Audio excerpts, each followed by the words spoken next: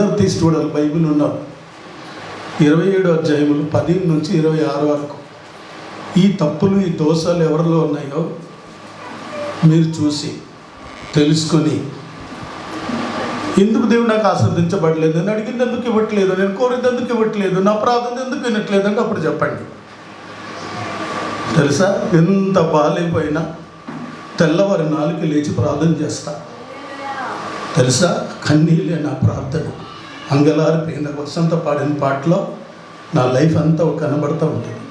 నిజమైన ప్రార్థన చేస్తే దేవుడు వింటాడు. కాబట్టి ఈరోజు ఈ మాటలు చదివి అర్థం చేసుకోండి. చదవండి. తుదోపదేశకాండం 27:15 నుండి.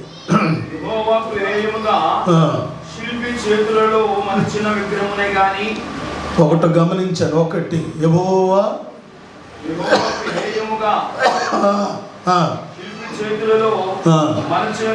మలచిన విగ్రహముని కానీ పోత విగ్రహముని కానీ అందరు తీశారు. బైబిల్ చదవాలి, చూడాలి. చేసి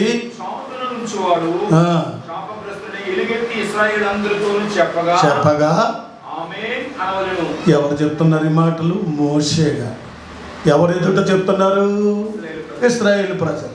చూసారా, అలా రోజు విగ్రహాలు చేసుకున్నారు, బొమ్మలు చేసుకున్నారు, పూజ చేసుకున్నారు. 23,000 మంది ఒకసారి చర్చ. మనం దేవుని బిడ్డలు అయ్యాం. చాలా జాగ్రత్తగా ఉండండి. ఇది పరీక్ష చేసుకోండి. ఒకటి. రెండో చదవండి. ఇది చాలా ఇంపార్టెంట్. తన తండ్రినైనను తన తల్లినైనను నిర్లక్ష్యము చేయవాడు చెప్పగా, ఇది కూడా అండర్లైన్ చేసుకోండి. తల్లిదండ్రులు ఉన్నారు.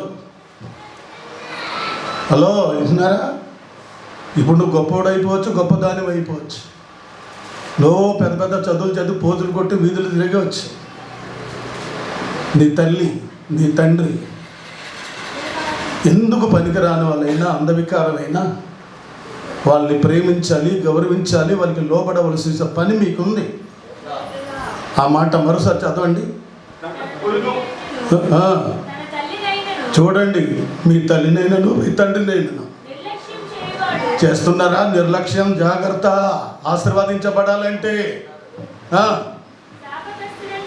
శాపగ్రస్తులని చెప్పగా ప్రజలందరూ అన్నాలంతే. దేవునికి స్తోత్రం. అంటే దానికి వాళ్ళు ఒప్పుకున్నారు. అవును అవును అవును, ఆమేన్ ఆమేన్ ఆమేన్. అందుకే నిర్లక్ష్యం చేయకూడదు. నేను వాక్యం చెప్పముందు మాట చెప్తున్నాను. నేర్చుకోండి. బైబిల్ మీరు చదివితే ఇవన్నీ మీకు కనబడతాయి. మనం మా చిన్నోడికి అలాగ ఒక అరగంట బోధించాను. నువ్వు బోధ చేయాలి, వాక్యం చెప్పాలి, నిలబడాలి, ఇలా ఉంటే ఎట్లా అని అలా చేయడు. బిడ్డడు కాబట్టి నేను ఆయనకి గద్దించి చెప్పగలుగుతున్నాను. ఎందుకు తెలుసా? తల్లి తండ్రులను నిర్లక్ష్యం. నీ డబ్బు ఎవరికి కావాలి? నీ హోదా ఎవరికి కావాలి? ఇదిగో చెప్పారు కదా, నాన్నగారు చచ్చిపోయారు, మూసుకెళ్ళారా? మేడలు వస్తాయా? మిద్దెలు వస్తాయా? కార్లు వస్తాయా? బంగ్లాలు వస్తాయి మనతోనూ. ఇప్పుడు కన్ను మూస్తే మొలతాడు కూడా కట్ చేసి తీసుకెళ్తారు. అవునా? సమాధిలోకి ఏమొస్తాయి? నిర్లక్ష్యం చేయొద్దు. జాగ్రత్త జాగ్రత్త. అప్పుడు ప్రజలు విని ఆమేన్ అన్నారు, అవునుగాక అన్నారు. తర్వాత చదవండి. తన పొరుగు వాడిని, సరిహద్దు రాయిని తీసివేయవాడు చెప్పగా, అంటే కొంతమంది కలిపేసుకుంటుంటారు పొలాన్ని, గట్టుని. అర్థమైంది? ఇక్కడ దాకా నాది, ఇక్కడ దాకా నాది. ఎందుకంటే అది నీది నీదే, నీది నీదే. అరకులో నాకు ఒక దగ్గర జాగా ఉంది, ఒక సైట్ ఉంది. ఆ వెనక భాగం నుంచి ఎవరో కలిపేసుకుంటున్నారు. నేను అన్నాను మంచిగా, ఏమయ్యా ఈ గట్టు వరకే నీది, గట్టు వరకు నాది. గట్టు దాటిపోయి గట్టేసాడు. లేదండి అన్నాడు. మీరు చెప్తే నమ్మరు, చెప్పకూడదు. కానీ 3 నెలల తిరగకుంటూ చచ్చిపోయాడు. నేను అతను చచ్చిపోమని చెప్పలా, చాలా బాధపడ్డాను. దగ్గర 10 అడుగులు పోయిందంటే 10 లక్షలు బాధపడ్డాను. రవలు కూడా అరకువేది పక్కన విలేజ్ అని చనిపోయాడు. నేను ఎవరిని? సేవకుడిని. ప్రజలకి తెలియదు. ఇవన్నీ నేర్చుకోవాలి. నేర్చుకోవడానికి చెప్తున్నాను, మెసేజ్ కాదు, మెసేజ్ ఉంది చెప్తాను. తర్వాత చదవండి. గుడ్డివాడిని తప్పించేవాడు ఏంటది? గుడ్డివాడు త్రోవను తప్పించేవాడిని. చాలామందికి ఏం చేస్తారు తెలుసా? గుడ్డివాడిని త్రోవ తప్పించాలి అని చావాలనుకుంటా. జాగ్రత్త. గుడ్డివాడిని, చూపు లేని వాడిని చూసినప్పుడు చెయ్యి పట్టుకుని తీసుకెళ్ళి దాటించండి. దేవునికి స్తోత్రం. త్రోవ తప్పించొద్దు. తర్వాత చదవమ్మా. పరదేశికే కానీ, తండ్రి లేని వారికే కానీ, ఎదవరాలకే కానీ న్యాయం తప్పి తీర్పు. చూడండి, తీర్పు తీర్చినప్పుడు జాగ్రత్త. ఎవరన్నట్ట? ఎవరెవరక్కడ? పరదేశినైనను, తండ్రి లేని వారైనను, ఎదవరాలికైనను జాగ్రత్త. న్యాయము తప్పి తీర్పు తీర్చారా? శాపగ్రస్తుడు. ఎందుకు శాపగ్రస్తుడు? ఎందుకు మాకు దేవుడు రావట్లేదు, ఎందుకు మాకు ఆశీర్వాదం రాలేదు, మేము పట్టుకున్నదంతా బంగారం ఎందుకని? ఈ పిచ్చివన్నీ మీలో ఉంటే శాపం అని చెప్పాడు వాక్యం. నెక్స్ట్, తన తండ్రి భార్యతో, చూడండి, వరుస వాయి లేకుండా తండ్రి భార్యతో సైనించువాడు. చూడు, తన తండ్రి ఇప్పినవాడు గనుక అర్థం. శాపగ్రస్తుని చెప్పగా ఎంత భయంకరమైన విచారం. తండ్రి భార్య అంటే తెలుసు, అవునా? కళ్ళు మూసుకుపోయి పిచ్చి పిచ్చి వేషాలు చేసి దేవుడు ఆశీర్వదిస్తాడా?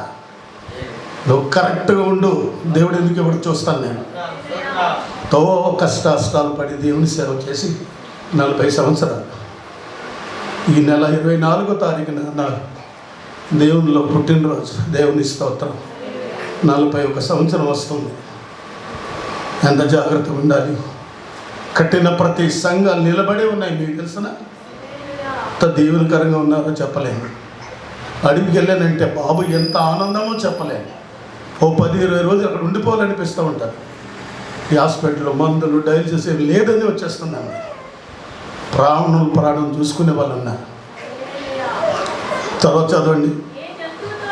ఏ జంతువుతోనైనాను సైనించేవాడు జాగ్రత్త. కొంతమంది ఉన్నారు ఒళ్ళు కానకుండా ఇలా పిచ్చి పనులు చేస్తారు. అర్థం చేసుకోండి. తర్వాత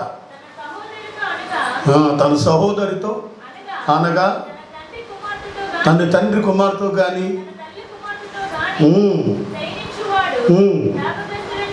అమ్నోను ఏం చేశాడు? తామరుని ఏం చేశాడు? చెప్పండి. దావీదు గారి పిల్లలే కదా.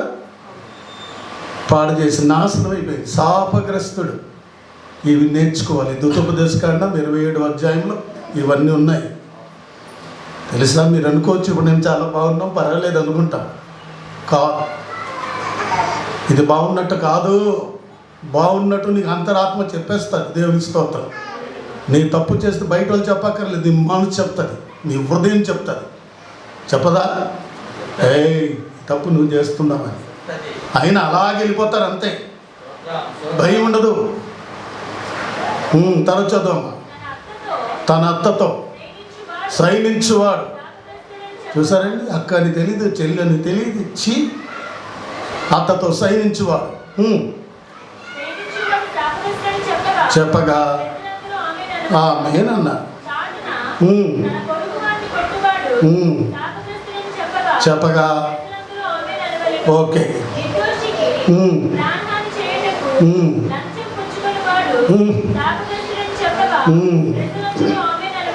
అర్థమైందా?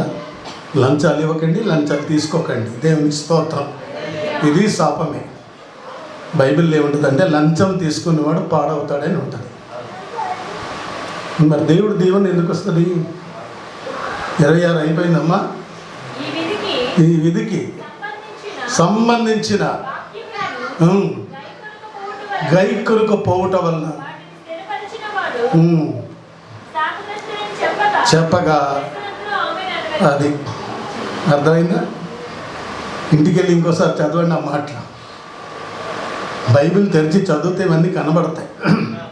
ఆదివారం వచ్చి 2 మాటలు విని వెళ్ళిపోతున్నారు తప్ప ఎందుకు మాకు దీవెనలు లేవు, ఎందుకు మనకు ఆశీర్వాదాలు లేవు, ఎందుకు మేము బాగాలేము, ఎందుకు మా పిల్లలు బాగాలేదు, మేము బాగాలేము, కారణాలు ఏంటి అని మీరు ఆలోచించుకోండి.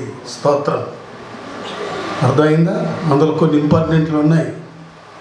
నిర్లక్ష్య పెట్టొద్దు తల్లిదండ్రుల్ని, వ్యభిచారం వైపు చూడొద్దు, పాపం పానలేని కన్నులు తెలుసా దేవుడు పీకేస్తాడు. జాగ్రత్త కలిగి ఒక నూతనమైన సమర్పణతో తీర్మానంతో 2025 సంవత్సరాలు ఉంటే మీ ఇల్లంతా బంగారైన దేవునికి స్తోత్రం. ఎటు చూసిన దీవెనలే చూస్తారు, ఆశీర్వాదాలు చూస్తారు. సరే, ఇప్పుడు వాక్యంలోకి వెళ్తాం. ఇది నేర్చుకోవడానికి చెప్పి తెలుసుకోవాలని నేను ఈరోజు చెప్పబోయే వాక్యం. ఎంతమంది భక్తులు ఉన్నారు రక్షణ పొందిన వాళ్ళు? ఇది అందరూ నేర్చుకోవాలి, తెలుసుకోవాలి. మరి 2 పీటర్ 2 పీటర్ చూడండి, 1వ అధ్యాయము 5వ వచనం నుండి 14 వరకు ఉంటాయి. కొన్ని చెప్తాను, నేను అన్నీ చెప్పను. ప్రభు వల్ల ఉంది. టైం 12 దాటింది కదా, చూద్దాం. 12:30 క్లోజ్ చేసినట్టు చూద్దాం. చూడండి ఒకసారి. ఆ హేతువు చేతనే జాగ్రత్త అంటే వార్నింగా కాదా? మరి మీరు వార్నింగ్కి భయపడుతున్నారా? దేవుడు అంటే భయం లేదు, సేవకుడు అంటే భయం లేదు. ఒక వినయం ఉండదు, విధేయత ఉండదు, ఏమీ లేదు. జాగ్రత్తగా ఉండగలుగుతున్నారా? పేతురు గారు అంటున్నారు, రక్షించబడ్డారు, కడగబడ్డారు, బాప్తీసాలు తీసుకున్నారు, ప్రభు ఆరోగ్యాలు ఇచ్చారు, అన్ని సంపద మీకు ఇచ్చారు. కాబట్టి మీ మట్టుకు మీరు స్తోత్రం వీళ్ళకి ఇతరులకు చెప్పబట్టు నేను చేయాలి. ముందు నువ్వు జాగ్రత్త ఉండాలి, నీకు చెప్పేటప్పుడు నేను జాగ్రత్త ఉండాలి. అవునా కాదా? వాక్యం చెప్పండి నేనైనాను, వాక్యం విన్న మీరైనా ఎలా ఉండాలి? పూర్ణ జాగ్రత్త, సగం కూడా కాదు. మరి ఎలా ఉండాలి? కూర్చోవడం, నిలబడడం, నడవడం, చూడడం, మాట్లాడడం, జాగ్రత్తగా ఉండాలి. తల్లిదండ్రులు పిల్లలకి చెప్పాలి, భర్త భార్యకి చెప్పాలి, భార్య భర్తకి చెప్పాలి. చెప్పకూడదు, ఎవరైనా చెప్పకూడదని. తప్పు చేస్తే ఎవరైనా చెప్పచ్చు, పెద్దని చిన్నని ఏమి లేదు ఇక్కడ, ఎవరైనా చెప్పాలి. పేతురు అంటున్నాడు, ఆ హేతువు చేత మీ మట్టుకు మీరు పూర్ణ జాగ్రత్త గలవారై మీ శ్వాసమందు చూడండి, జాగ్రత్త గలవారై. ఒకటోది ఏంటి ఉండాలి? విశ్వాసం. చెప్పండి, ఏముండాలి? దేవుడు కార్యం చేస్తాడమ్మా, ప్రార్థన చేయండి, ఖచ్చితంగా జరుగుతుందంటే ఏమనాలి? ఆమేన్ అనాలి. కానీ ఏమంటారు? ఏమోలేండి అంటే పోయిందంతే. మరి మందిరానికి ఎందుకు రావాలండి? దేవుని ఎందుకు నమ్ముకోవాలి? అది దైవ చిత్తంలో ఉంటే జరుగుతుంది అంతే. అది జరిగితే దేవుడు ఇవ్వాలండి. కొంతమంది ఏదేదో అడిగేస్తూ ఉంటారు, అవి కాదు. దేవుని బిడ్డ, నువ్వు విశ్వాసి అన్నమాట. అందుకే జాగ్రత్తగా ఉండండి, విశ్వాసం ఉండాలి. నెంబర్ 1 ఏంటి? ఎంతమందికి ఉంది విశ్వాసం? ఎంతమంది నమ్ముతున్నారు ప్రభుకి? దేవుడు నా పట్ల చేస్తాడని నమ్ముతున్నావా? దేవుడు నాకు ఉద్యోగం ఇస్తాడని నమ్ముతున్నావా? దేవుడు నేను కోరుకున్న బిడ్డని ఇస్తాడని నమ్ముతున్నావా? నా వ్యాపారం అభివృద్ధి చేస్తాడని నమ్ముతున్నావా? ఎప్పుడు గొర్రెతో ఒక బెత్తడి. విశ్వాసం ఉండదు. గంటల తరబడి బోధలు వింటారు. ఈ జాగ్రపేట సంఘంలో ఇక్కడున్న బోధ, ప్రార్థన, పవిత్రత, ఆరాధన మరో చోట కనబడదు. అది మీకు తెలుసు, ఏం చెప్పక్కర్లేదు. మీకు ఆలోచించండి. చిన్న సంఘమైన మిమ్మల్ని సిద్ధపరిచే బాధ్యత మాది. దేవుని స్తోత్రం. మీరు పెళ్లి కుమార్తెలుగా సిద్ధపరచాలి. వరుడు రాబోతున్నాడు, వధువు కోసం సిద్ధపరిచేదే సంఘం. స్తోత్రం. మనమందరూ పెళ్లి కుమార్తెలు. ఈ సంఘానికి సిద్ధపరిచేది మేము. మిమ్మల్ని చెక్కాలి, సరిచేయాలి. అర్థమైందా? పెళ్ళికి ముందు వెళ్ళిపోయో మనం ఎక్కడెక్కడ వెళ్తాం తెలుసా? బ్యూటీ పార్లర్ దగ్గరికి వెళ్తాం, మేకప్ చేస్తాం, పిలుస్తాం. 10 మంది అయినా గద్దెలు ఉంటారు. మనకి సంఘం దానికంటే ఇంపార్టెంట్. దేవునికి స్తోత్రం. విశ్వాసం సన్నగిల్లొద్దు, నమ్మండి. అందుకే విశ్వాసమందు చూస్తారు. విశ్వాసంతో పాటు తోడే ఉండాలి. సద్గుణం అంటే ఏంటి? చెప్పండి ఏంటి? అందరు నోరు తెరవండి. అర్థమైందా? గుణం కూడా కొంతమందికి ఉండదు. గుణాతిశయములను మనం ప్రచురించే నిమిత్తం రాజులని ఏజిక సమూహాలమైన విశ్వాసం ఉండాలి. దాని తగ్గట్టుగా ఏముండాలి? మంచి గుణం ఉండాలి. స్తోత్రం. భర్త ఏం చెప్తే భార్య అది వినాలి. మానే అంటే మాని, వెళ్ళొద్దంటే వెళ్ళొద్దాం, కుదరదండి. ఎందుకు చెప్పాడో లోబడు. సద్గుణం. పిల్లలు వినాలి, తల్లిదండ్రుల మాట బిడ్డలు వినాలి, భర్త మాట భార్య వినాలి, భార్య మాట భర్త కూడా వినాలి. అంతేగాని నీకు ఇష్టం వస్తుంది తిరగడానికి వీళ్ళు కుదరదు. మరి అండర్స్టాండింగ్ అక్కడే ఉంది, సమాధానం అక్కడే ఉంది, నెమ్మది అక్కడే ఉంది, సద్గుణం ఎక్కడ ఉంది? అక్కడ సద్గుణంకి ఆపోజిట్ వాడు ఏంటి? చెడ్డ గుణం. మీకు సద్గుణం అంటే ఏంటి? ప్రభుని నమ్మారు కాబట్టి సద్గుణం దేవుడు ఇచ్చాడు, మంచి గుణాన్ని ఇచ్చాడు. మంచి గుణ లక్షణాలతో మీరు ఉన్నారు. మీరు దీవించబడాలని, మీరు ఆస్వాదించబడాలని, మీరు బాగుండాలన్నా, మీ కుటుంబాలు బాగుండాలన్నా, మీరు ఉన్నతమైన స్థితిలో ఉండాలన్న సద్గుణం ఉండాలి. స్తోత్రం. ఇవన్నీ లింకు. ఒకటోది విశ్వాసం, విశ్వాసమందు సద్గుణమును. రెండోది, మూడోది ఇంకేముండాలి? కొంతమంది మాట్లాడుతుంటారు, ఏం మాట్లాడతారు వాళ్ళకే తెలియదు. అజ్ఞానం.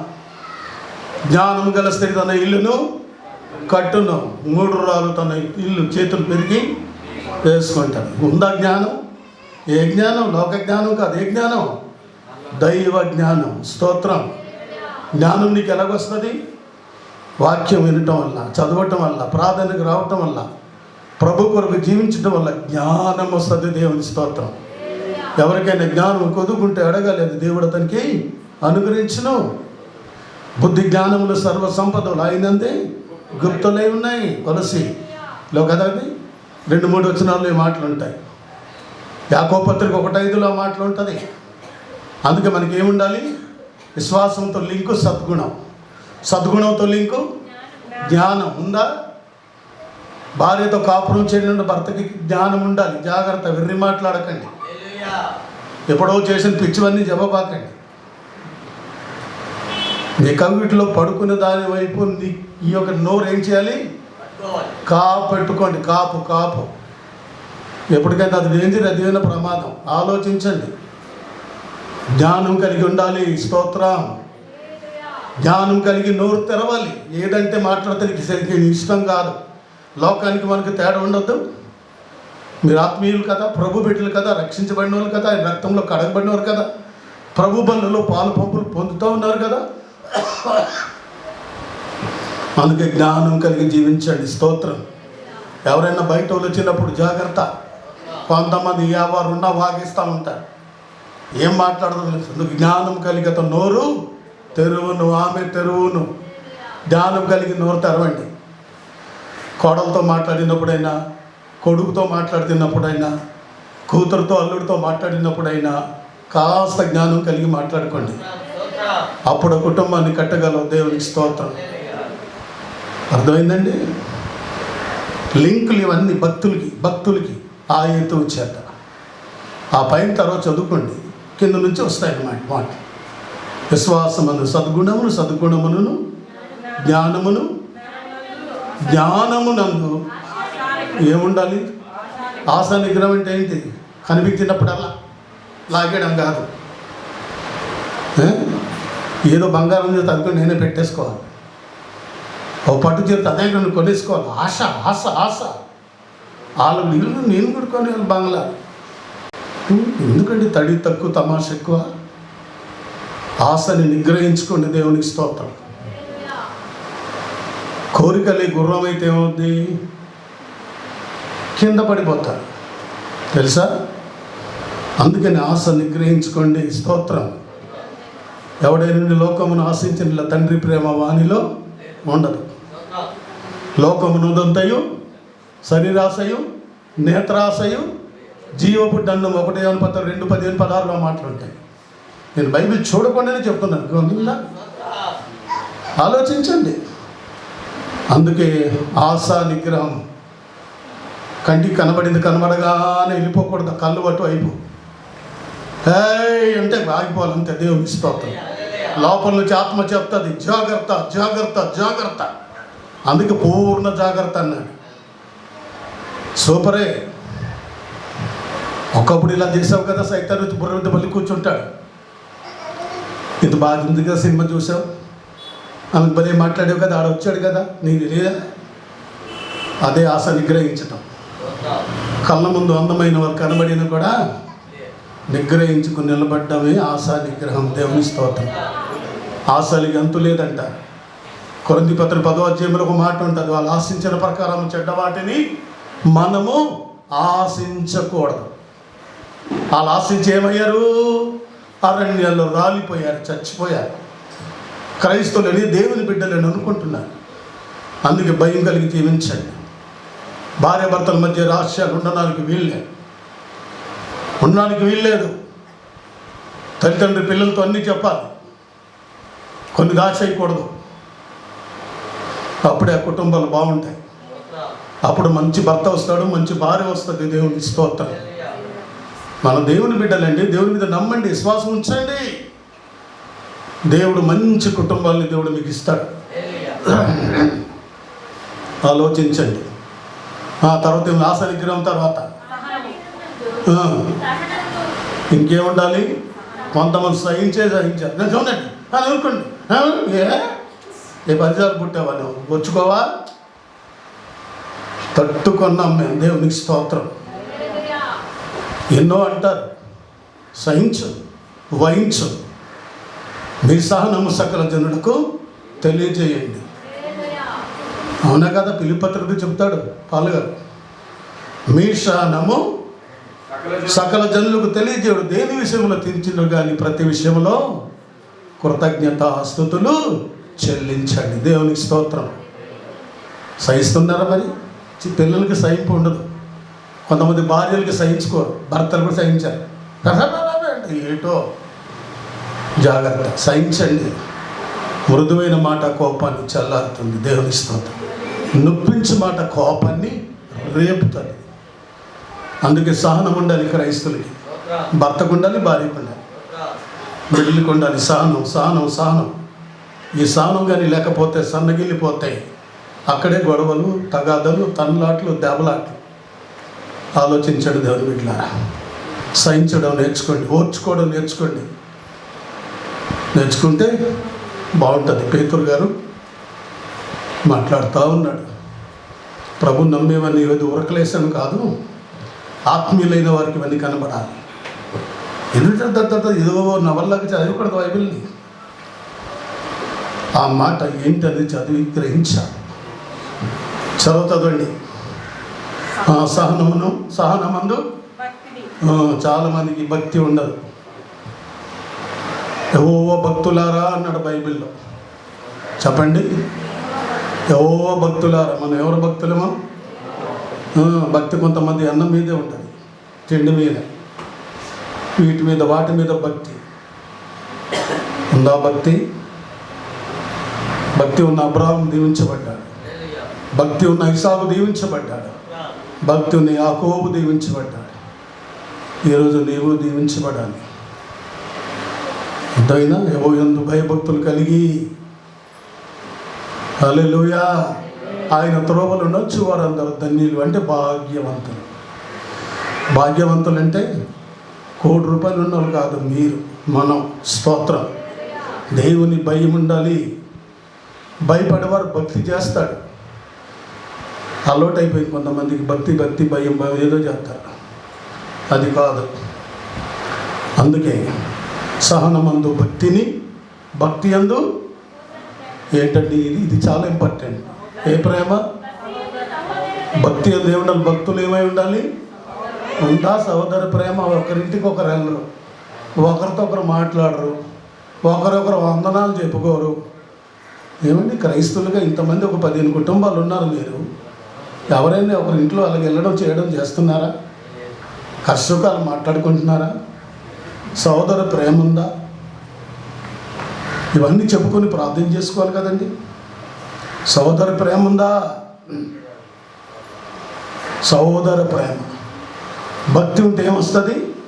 సహోదర ప్రేమ ఉంటుంది. నిన్ను వల్ల నీ పొరుగు వారిని ప్రేమించు, వారి కష్టాలు ఉంటే ఆదరించు. నువ్వు తిన్న దాంట్లో కాస్త పెట్టు. 10 చీరలు ఉంటే ఒక చీర 2 చీరలు ఇవ్వు. ఒక 20-30 జతలు బట్టలు ఉంటే కొంతమందికి సేవకులకి. ఇదిగో రేపు 24వ తారీఖున బోర్డు బట్టలు ఉన్నాయి నాకు మంచివే, సేవకులకి ఇద్దాం అనుకుంటున్నా. దేవుని బిడ్డలారా గమనించండి. సో నేను చాలామందికి లేవు. సహోదరు ప్రేమ ఉండదు. ప్రేమ ఉంటే సేవకుడికి ఫోనే చేసి మాట్లాడతారు. మీకోసం ఇంత కన్నీళ్ళు కాచి దుఃఖపడి ప్రార్థన చేసి రాత్రి పగలు ఏమంటే కొన్ని వేల మందికి నడిపించిన నేను ఒంటరి అయిపోయాను. నిన్న మా బేబీతో నేను మాట్లాడుతున్నప్పుడు బాధపడుతున్నాను. నేను కొన్ని వేల మందికి, అందరి కుటుంబాలకి బాగా చేసాం, చేయూతనిచ్చాం, సేవలు పెట్టాం, ఉద్యోగాలు వేయించాం, పెళ్ళిళ్ళు చేసాం, కుటుంబాన్ని కట్టాం. ఈరోజు ఒంటరిగా ఉంటున్నాను ఇంట్లో. నా భార్య అక్కడ, నేను ఇక్కడ ఇంట్లో. కనీసం మంచి నీళ్ళు గతి కూడా లేదు. ఏది సహోదర ప్రేమ? అయ్యో ఈరోజు వెళ్ళి అయ్యగారి దగ్గరికి వెళ్దాంలే, ఒక 2 గంటలు ఆయనతో కలుపుదాం, ఎవరికి ఆలోచన ఉందా? లేదు. ఎప్పుడు మీ పనే, నా భార్య, నా పిల్లలు, నా కుటుంబం, నా డ్యూటీ, నా ఇదండి భక్తులు చేసే పనులు. నేను ఆత్మీయ తండ్రిని కాబట్టి సంఘం ఇప్పటికైనా ఇన్ని గొడవలు ఏమీ తెలుసు, 3 అంతల మంది వెళ్ళిపోయారో మీకు తెలుసు. ఈరోజు మళ్ళీ మీరు నిలబడ్డారు కాబట్టి మీకోసం నేనున్నాను. లేకపోతే ఎప్పుడు హైదరాబాద్ వెళ్ళిపోవాలనుకున్నా, కానీ మిమ్మల్ని వదిలిపెట్టలేక, విడిచిపెట్టలేక మీకోసం నేనున్నా. ప్రభు నాకు ఇచ్చిన కృపావరాల్ని బట్టి ఎక్కడ నిలబెట్టిన అక్కడ సంఘం కట్టేస్తా. ప్రభు కడతారు. విత్తనాలు వేగితే మొలిచేస్తాయి, నాకు తెలుసు. అది నాకు తెలుసు. కానీ నా బిడ్డల్ని వచ్చిపెట్టి వెళ్ళలేక దేవుని బిడ్డలు గమనించండి. ఇదే విశాఖపట్నంలో చాలామంది లక్షాధికారులు, కోటీశ్వరులు ఉన్నారు. నా దగ్గర దేవుని నమ్మినారు. పెళ్ళిళ్ళు, పేరెంటాలు, కథా కార్యాలు చేశారు, సేవకు పెట్టాను. శిల్పులంటూ 5 ఉద్యోగస్తులు ఉన్నారు తెలుసండి. ఇది కృతజ్ఞత. ఇది కృతజ్ఞత ఉండదు. ఏమిటి, ఒకరోజు గ్లాసు మంచినీళ్ళు ఇస్తే మనం కూడా 2వ గ్లాసు ఇవ్వాలని పెంచాలి. ఏది సహోదర ప్రేమ? వండుకొని మీరు తినడమేనా? నక్కు వినియం మనం చేస్తూ ఉంటాం. ఒకసారి ఎంత భక్తి ఉన్నట్టు నటిస్తుంటాం. నటించడం వద్దు, జీవించండి. అల్లే చెప్పండి.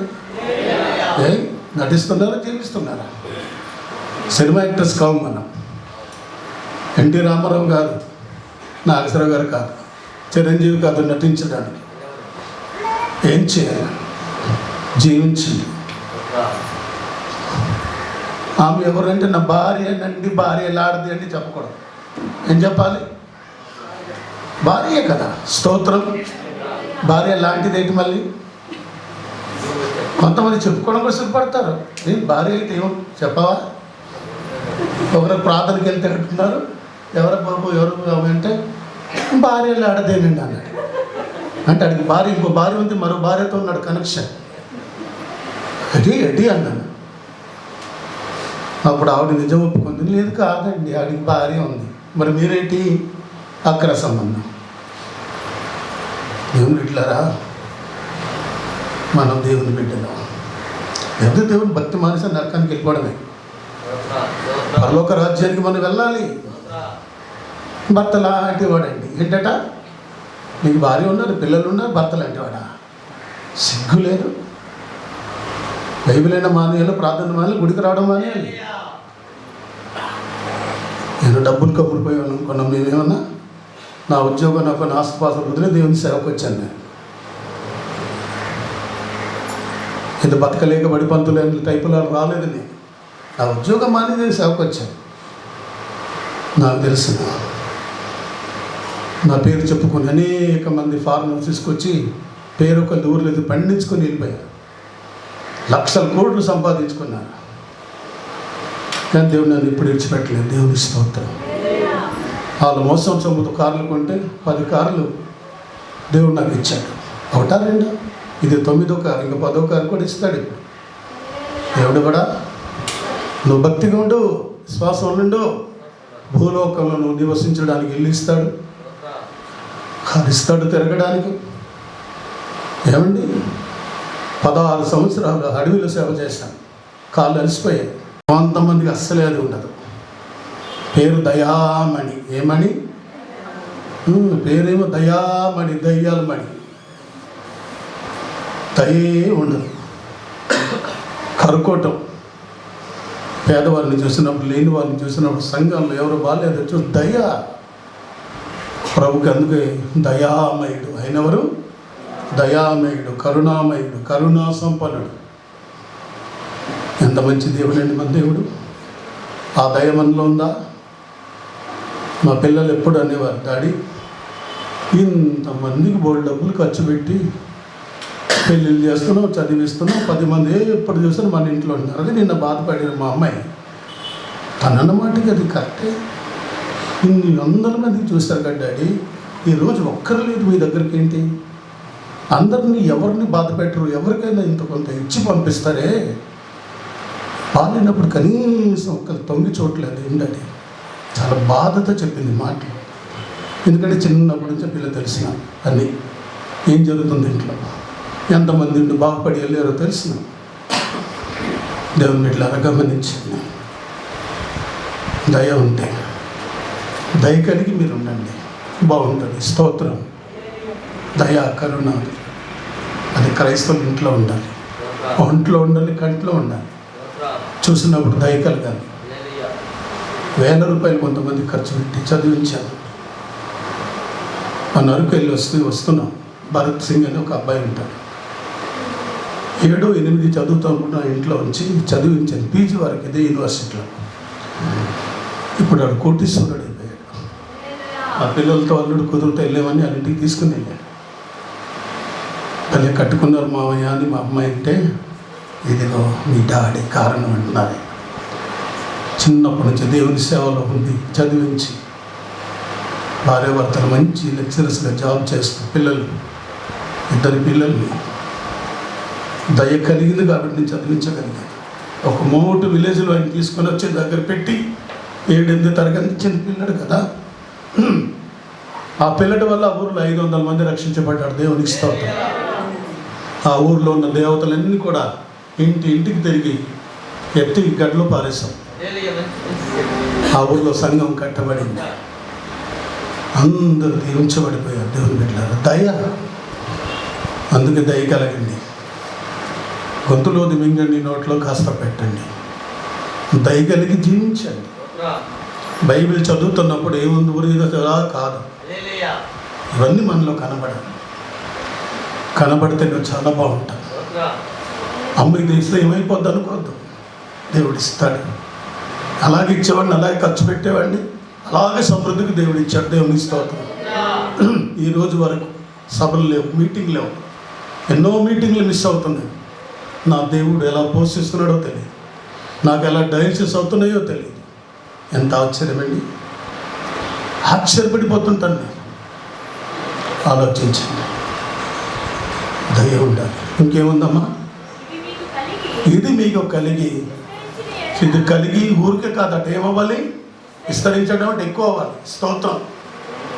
ఇవి నీకైనా నాకైనా మనకు కలిగి విస్తరించిన ఎడల అవి మన ప్రభువు అయిన యేసుక్రీస్తు వల్ల అనుభవ జ్ఞానమును బట్టి మిమ్మను ఏటట చూసారా, తిండిబోతులైన, సోమరులైన, తాగుబోతులైన, విచారులైన, దొంగలైనను, నిస్పైలను చేయను, కాకుండా చేయను.